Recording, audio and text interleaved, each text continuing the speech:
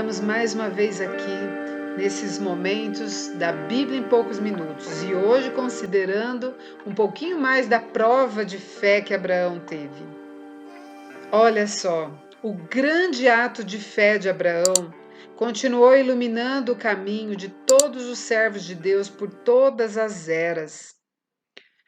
Abraão não se esquivou de fazer a vontade de Deus em nenhum momento. Mesmo naquele jornadear até o Monte Moriá, difícil, noite e dia, por 3 dias e 3 noites, ele teve a oportunidade de desistir, de duvidar, de questionar, mas ele não fez. Abraão poderia ter questionado de diferentes formas. Ele poderia ter raciocinado que, se ele sacrificasse o filho, muita gente poderia olhar para ele como se ele fosse um louco, ou quem sabe, ele poderia ser questionado até pelos próprios princípios de todos aqueles que compreendiam que a lei de Deus fala que não é para matar, que é proibido matar. Ele poderia ter questionado que a idade dele, tadinho, ele já estava em velhice, que poderia desobrigá-lo de cumprir aquele mandato divino. Mas o patriarca não procurou se refugiar em nenhuma dessas desculpas. Olha só, Abraão era humano, igual a todos nós. Ele tinha os mesmos sentimentos, os mesmos medos, os sentimentos de afeição, de afeto. Era igual a qualquer um de nós. Mas ele não se deteve, nem ficou paralisado diante dessa ordem, nem questionando como que deveria realmente se cumprir. Por exemplo, o fato de que Deus havia dito de Isaac haveria uma grande nação. Ele sabia que Deus é justo e que as suas reivindicações são justas. E assim, ele obedeceu-lhe a ordem, prontamente. O livro de Tiago, no capítulo 2, verso 23, nos diz o seguinte: E creu Abraão em Deus, e foi-lhe isso imputado como justiça, e foi chamado o amigo de Deus. E o apóstolo Paulo também, em Gálatas capítulo 3, verso 7, nos diz: Os que são da fé são filhos de Abraão.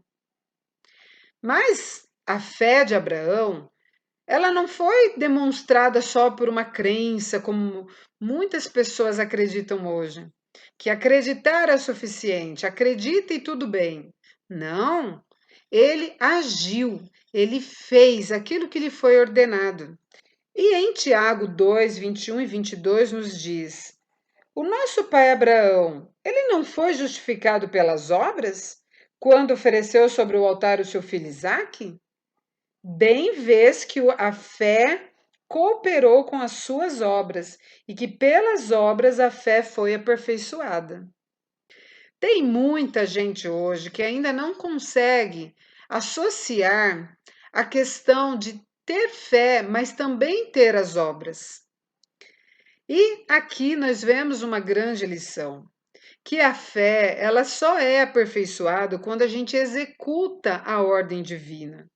Se a gente sabe que algo que Deus diz dentro da Bíblia é uma ordem divina, como por exemplo a própria lei de Deus, como que nós vamos dizer que nós temos fé em Deus se nós não colocamos em prática aquilo que ele determinou?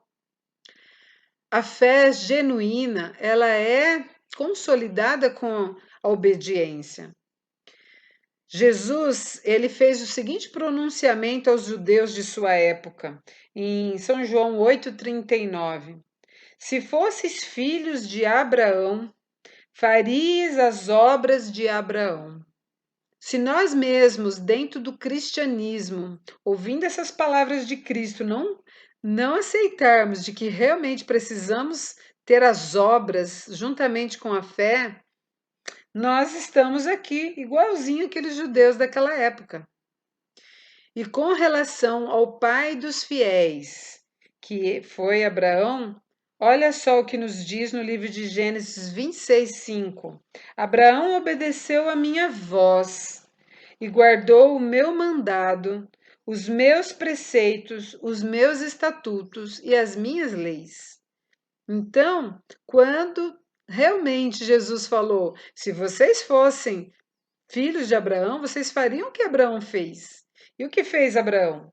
Guardou a lei de Deus, guardou os 10 mandamentos da lei de Deus e obedeceu tudo o que Deus disse. Ainda em Tiago 2,17 nos diz, o apóstolo Tiago diz assim: a fé, se não tiver as obras, ela é morta em si mesma. E mesmo o discípulo João, que se ocupava tanto com a questão do amor, ele nos diz: este é o amor de Deus, que guardemos os seus mandamentos, que está em 1 João 5, verso 3. Esse episódio da vida de Abraão, em que ele foi chamado ao grande sacrifício do seu filho, por símbolos e por promessa, Deus estava aqui anunciando o primeiro evangelho de salvação a Abraão. E em São João, capítulo 8, 56, é afirmado isso que eu estou dizendo, onde se diz assim, Jesus falando, ele disse, Abraão, vosso pai, exultou por ver o meu dia, o dia de Cristo ter vindo, e viu-o e se alegrou. Porque aquele carneiro que foi visto logo após aquele momento em que Isaac estava para ser sacrificado, era o cordeiro que representava o Filho de Deus que um dia viria. Mas o sacrifício exigido de Abraão não foi somente para o bem dele ou para exemplo de muitas outras gerações, nem só para exemplificar a questão do Cordeiro verdadeiro que é Jesus Cristo. Foi também para instrução de seres celestiais que não caíram no pecado. O campo do conflito entre Cristo e Satanás é um campo de todo o universo. Você se lembra quando Abraão falhou diversas vezes no cumprimento daquela missão que Deus lhe dara? E Satanás reclamara essa questão. Ele dissera exatamente que Abraão não era digno de receber a promessa, que Abraão não era a pessoa certa para ter em suas mãos as promessas que Deus lhe havia dado, que Abraão era indigno de tudo isso. E foi nesse contexto que Deus desejou permitir que essa prova dura e muito difícil viesse a esse patriarca, para mostrar para seres celestiais que realmente Abraão resistiria a essa prova de fé e que maior ainda seria através do Filho de Deus, o cumprimento de uma promessa que seria certa. E foi exatamente por isto que nós vemos nas palavras inspiradas o seguinte: agora sei que temes a Deus, não é? A despeito daquelas acusações de Satanás, e não me negaste o teu filho, o teu único filho. E este concerto de Deus que foi confirmado a Abraão por juramento diante de seres celestiais, nos mostram que as promessas de Deus realmente serão recompensadas. Tinha sido muito difícil, até para seres celestiais, que Deus mandaria o seu filho para morrer aqui para uma raça decaída. Mas quando foi dado a Abraão uma ordem tão difícil como aquela, chamou a atenção de todos os seres celestiais. E foi com ânsia, com muito interesse, que eles acompanharam cada passo daquela jornada. E quando foi feita aquela pergunta, e Abraão respondeu: Deus proverá para si o cordeiro, meu filho? E quando a mão de Abraão foi detida, naquele momento em que ele estava a ponto de sacrificar o seu filho, e logo em seguida o cordeiro, provido por Deus, for oferecido no lugar né, do filho Isaque, foi então que o mistério da redenção derramou luz sobre todo o universo e todos os seres celestiais puderam compreender aquilo que estaria para vir alguns séculos depois.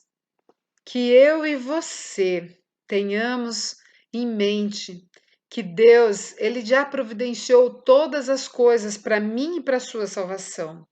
E não importa em que circunstâncias de vida nós nos colocamos, Deus, ele tem um plano, e esse plano de salvação se cumpriu e ele ainda se cumprirá através da volta de Cristo a essa terra, como nós temos gravado aqui pela luz da palavra de Deus. Que você possa ser amparado por essas palavras, que Deus nos abençoe e até a próxima.